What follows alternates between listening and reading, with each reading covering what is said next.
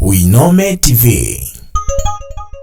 Sisi ni familia mpya.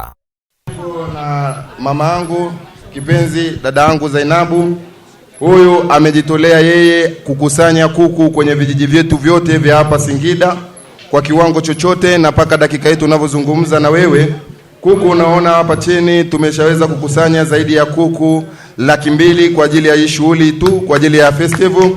Tukuhakikishie mkuu wa mkoa, japokuwa kuku wanauzwa wengi kupitia hichi kipindi cha sikukuu, lakini stock code ya kuku ipo ya kutosha, tena ni kuku wapiwa wa kienyeji kutoka kwenye vijiji vyetu na wafugaji wetu wa hapa Singida.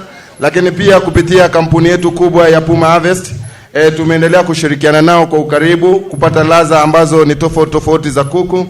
Leo tumeanza testing day yetu na ningekupenda kukukaribisha dada.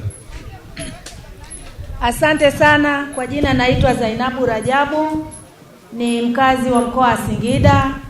Mimi ni kwa ajili ya kukusanya kuku na kuwahudumia wageni wote watakayekuwa wanakusanyika katika mahala hapa. Kuku mtakula, mpaka sasa tuna kuku 200,000 na tunaendelea mpaka tarehe 1 tutakuwa na kuku karibia hata 500,000-600. Tuna uhakika kuku watapatikana kwa wingi. Karibuni sana, karibuni.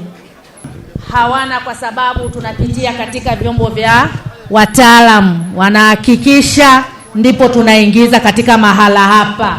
Ni kuku salama, enjoy.